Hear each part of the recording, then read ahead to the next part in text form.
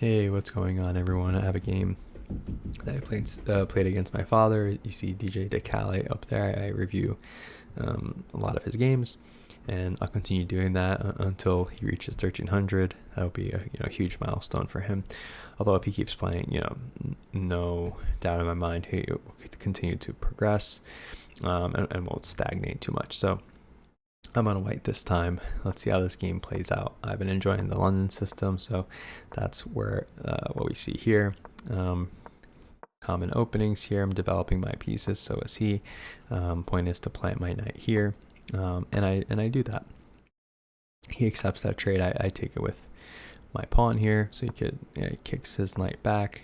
I continue to develop my knight, and now I could castle on either side. I'm attacking this pawn, which he defends pretty nicely, and at this point I know now he's going to castle on the queen side, so I immediately castle here. He wants to move this knight back around here. I could see that, but I guess also to open up this for his bishop, so you could develop that. And that could have been the reason behind that. So he slides his knight over like he wanted to, develops his bishop, puts it out, and I'm just moving my pawns up. A bit of a trade here. I move my pawn up some more, take the trade. I'm hoping he takes that pawn so I could take his rook, but he sees that 100%. So I'm defending this pawn, which I actually didn't. Once I took this, I didn't see that as a vulnerability, but he could have taken that and snuck back, but maybe he didn't see it either. So at this point I defend it, goes after my queen, no problem. I slide that back. Now we have this under attack by 2, and I don't think he's going to do it immediately, right, because it's pretty well defended. I move my rook up here, slides his bishop back to control this diagonal, and I double up on my rooks. The idea is I want to take this here because there's a nice threat here, so I'm pushing on that quite a bit. I'm nervous here that he's going to move his queen out of the way and attack my rook, so I slide that back. And again, with the attack on this pawn, I say no, you're not doing that. And I keep pushing up my pawn here. Now we have this double attack on this pawn. I can't really defend that unless I move this pawn up, which I actually do. So now that he takes that pawn back that I mentioned, I take the trade and chip down a material a bit, and we trade rooks, take that pawn back here. And so now I'm in a tricky spot where he's attacking my oops, oh man, we went all the way back, didn't we? Let's skip forward a little bit.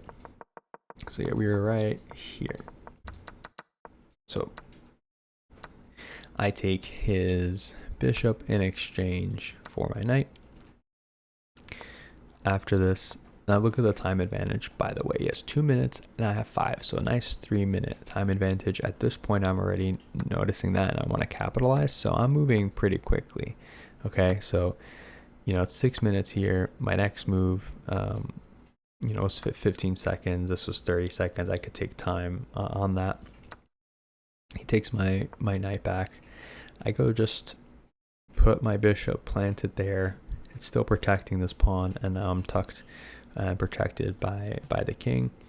Slides his queen over. I'm not really sure what he wants to do by doing this, but he leaves that there. I'll just take the free pawn, give him a nice little check, take it back with the pawn, and I just slide my piece down. Now he's threatening this piece here, my pawn, so I just move it up. Now I'm pretty nicely defended here. Moves this pawn up here, and at this point now I just want to run this pawn down and make that into a queen. So I'm attacking his rook. He defends his rook with his queen, and 20 seconds left now at this point. So I really kept spending time and thinking through these moves, but I have such a big time advantage that if I just keep safe and make simple moves, I figure I'm going to be okay. So I move my queen over to the A file here, and we want to get this promoted. So I get it, you know, I could have done this, right? Or actually I couldn't have done that because he's defended by the queen. So instead here, I'm moving, my queen over. He moves the rook over. I push that up, so now I can initiate that move if I want to. And this here, he starts attacking this pawn with his bishop, but I go ahead and give him a check, and he, thankfully for me, slides over in a way where I can now check him and attack the bishop. So that's game over now. He has 8 seconds left. I know there's absolutely nothing he can do at this point to turn it around. Moves his queen over. But at this game, it's GG. I move my rook here. He's can't go anywhere, right? If I just do that, like it's still just misery for him. You know, what else could he have?